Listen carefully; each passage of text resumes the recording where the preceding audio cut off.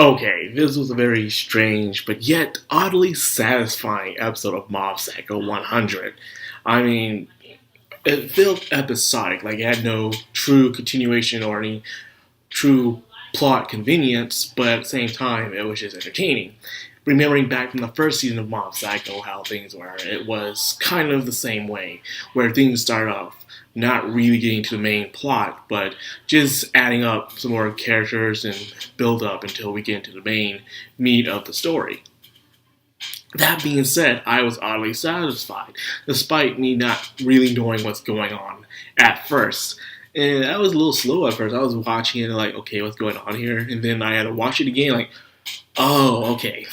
So this episode is pretty much based on urban legends, the theory of how yokai work.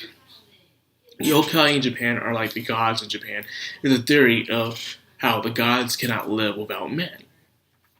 Like gods, they need faith. They need religion, people to believe in them in order to exist. Just like yokai, which involves ghosts, monsters, and even rumors becoming so powerful that they become their own existence. And based off those stronger rumors, they form into that thing that everyone's been talking about.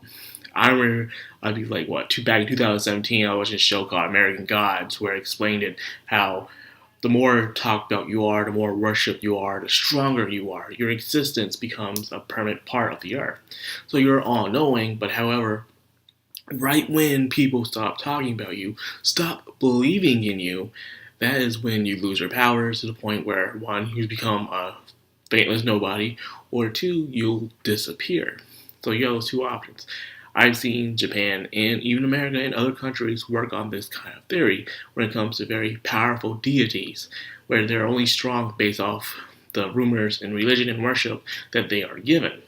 So urban legends are no different. Hell, there was even a movie called Smiley that came out where it was through the internet, this evil that was going through the internet by people who believed in it. But that's for something else. We're here to talk about Mob Psycho. So when it comes to rumors, they're only as strong as you believe in them. So everyone else can believe in them, but it doesn't mean you have to believe in them. And sometimes, if you believe in them, it still can be scary from time to time, which has been proven in this episode. Because I knew where this was going at first. They were looking for work, but there was no clients in their town, so they went somewhere else. They met another con artist, spiritual businessman as well, and they decided to work together.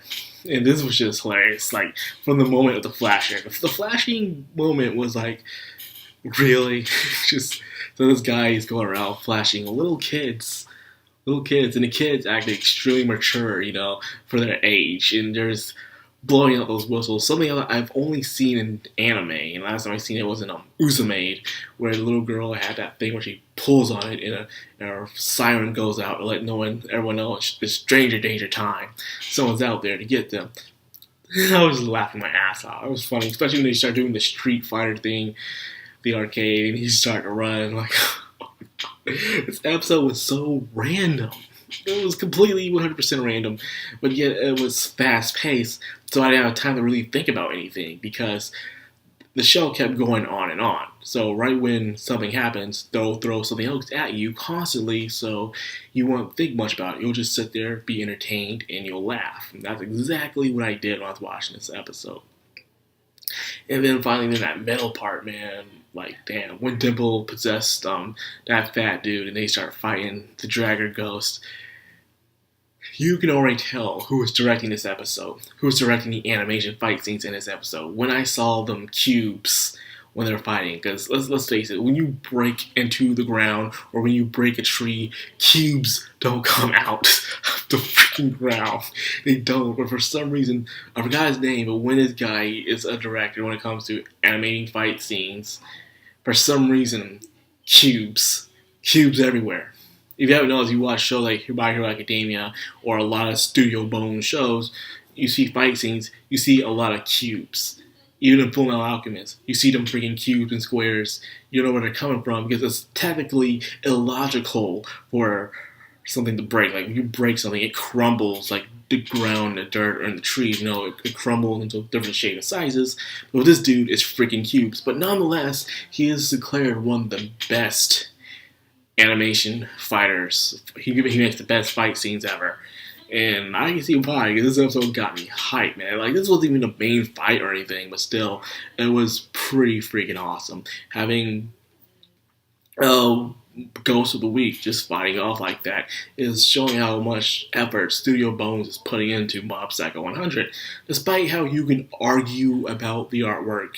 And I admit, it took me time to get used to the artwork when I was reading the manga first. It was kind of sloppy, but it was still entertaining nonetheless. And even when you did criticize artwork, even in a good way, saying how even though it's sloppy, you can still appreciate it, you will be attacked. And I had some personal experience, but hey, to each their own, right? Nonetheless, of course, Mob was able to take it out because he is so out of the loop when it comes to urban legends or anything like that, because he's extremely antisocial. So because of this, he was able to easily take down the ghost, because he doesn't believe anything about it, To him, it's just another ghost. So even though rumored spirits can be extremely powerful and dangerous based on how much you believe them, like Freddy Krueger, if you don't believe in it or know nothing about it, it has no harm to you. So therefore, the ghost is very extremely weak. Then finally the end part where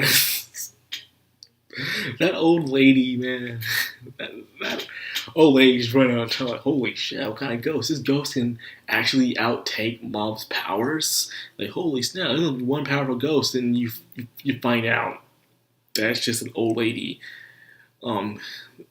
Freaking the Dash Granny, the Granny Dasher, whatever you want to call her. And you're just running. Like, why are you running? Why are you running in this tunnel? Like, aren't cars supposed to come down here and drive through? Why are you running through this tunnel like that? It made no sense, but it was funny. We were watching it, and I was just like, holy crap, it was just coming at you. It reminded me of that scene in Get Out where the main character is outside, and you see this big buff dude just running towards him, but he just keeps on running past him. He had a serious look on his face. You think like, oh snap, you're about to get jacked. But no, they just keep on running. They don't even see you. They're in their own little world, and they don't know why. So, despite how, nonchalant this episode was, despite how random it was, I have to say that this was probably the most entertaining piece of random episode I've ever seen in a long time. That really brought a smile on my face. I just couldn't stop laughing or being completely amazed for the great animation and how well the comedy that worked in this episode. So yeah, I guess these are things to expect out of one's work.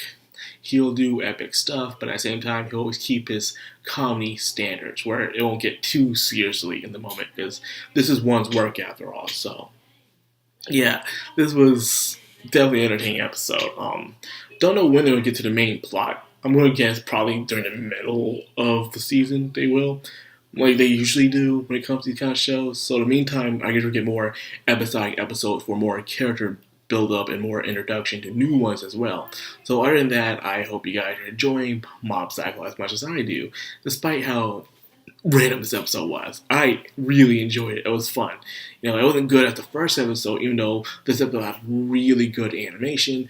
I am more of a sucker for character development than I am actually action, which is actually a big shocker to people. But yeah, I prefer those kind of episodes than action episodes. But like I said, to each their own. So anyway, so that's like after the video. I hope you guys enjoyed it. I hope you guys are enjoying Mob Psycho. And if you like this video, please rate, comment, subscribe, and hit that bell icon so you get notified. Madcrownxox, signing out.